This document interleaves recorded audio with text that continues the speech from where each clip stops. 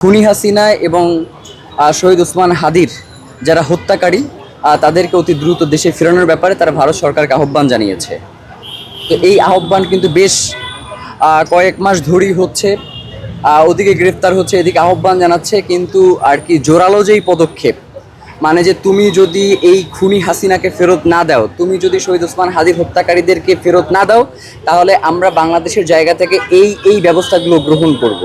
তো এই ধরনের কোনো কিছুই আমরা দেখতে পাচ্ছি না। খুনি হাসিনা ওই দেশে বসে এখন পর্যন্ত বাংলাদেশের সার্বভৌমত্ব, বাংলাদেশের শৃঙ্খলা এগুলোকে বিনষ্ট করবার জন্য প্রতিনিয়ত বিশৃঙ্খলা সৃষ্টি করে যাচ্ছে, কিন্তু এই ব্যাপারে সরকারের জায়গা থেকে কার্যকরী কোনো পদক্ষেপ দেখতে পাচ্ছি না। ইনকিলাব মঞ্চের দ্বিতীয় প্রতিষ্ঠাবার্ষিকী, বাংলাদেশের যারা বাংলাদেশের স্বাধীনতা সার্বভৌমত্ব রক্ষার আন্দোলন করছে, যারা ইনসাফ ভিত্তিক একটি রাষ্ট্র বিনির্মাণের স্বপ্ন দেখছে, আমরা ইনকিলাব মঞ্চের পক্ষ থেকে তাদেরকে আন্তরিক কৃতজ্ঞতা এবং ভালোবাসা জ্ঞাপন করছি। আজকের এই দিনটা আমাদের জন্য অত্যন্ত গুরুত্বপূর্ণ এবং সেই সাথে আমাদের জন্য অত্যন্ত বেদনাদায়কও বটে, কারণ এই দিনে আমরা অল্প কয়েকজন মানুষ শহীদ ওসমান হাদির নেতৃত্বে ইনকিলাব মঞ্চের এই যাত্রা শুরু করেছিলাম।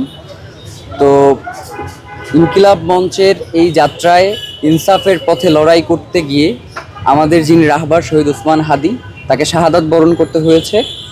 আমরা আল্লাহর কাছে দোয়া করি যাতে আল্লাহ তাকে শাহাদাতের সর্বোচ্চ মাকাম দান করেন, এবং সেই সাথে যারা তাকে হত্যা করেছে এই খুনিদেরকে যাতে আমরা দৃষ্টান্তমূলক শাস্তির আওতায় নিয়ে আসতে পারি, আল্লাহ যাতে আমাদেরকে সেই তৌফিক দান করেন।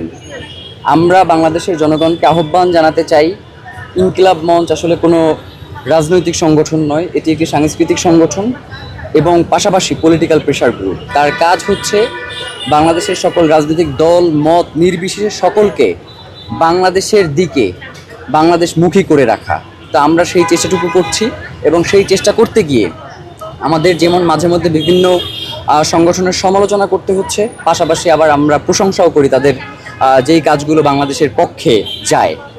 তো আমরা সরকারের কাছে একটা আজকের এই দিনে আহ্বান জানাতে চাই।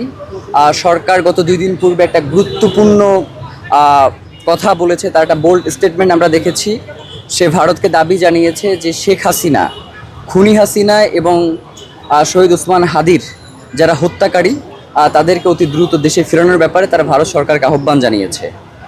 তো এই আহ্বান কিন্তু বেশ কয়েক মাস ধরেই হচ্ছে, ওদিকে গ্রেফতার হচ্ছে, এদিকে আহ্বান জানাচ্ছে, কিন্তু আর কি জোরালো যেই পদক্ষেপ, মানে যে তুমি যদি এই খুনি হাসিনাকে ফেরত না দাও, তুমি যদি শহীদ ওসমান হাদির হত্যাকারীদেরকে ফেরত না দাও, তাহলে আমরা বাংলাদেশের জায়গা থেকে এই ব্যবস্থাগুলো গ্রহণ করব।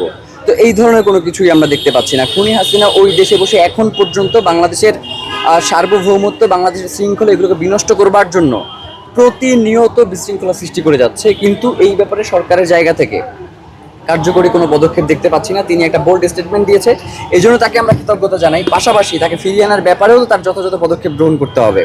তো আমরা ইনকিলাব মঞ্চ, আমাদেরকে মামলা দেয়া হোক, আমাদেরকে জেলে ভরা হোক, আমাদের ভাইদেরকে শহীদ করা হোক, আজাদির এই লড়াই থেকে আমাদেরকে কোনোভাবেই পিছনে ফেরানো যাবে না। একবার যেহেতু আমরা সামনের দিকে অগ্রসর হয়েছি, আমাদের লক্ষ্য হচ্ছে বাংলাদেশের আজাদি, এর বাইরে আমাদের কোনো লক্ষ্য নাই।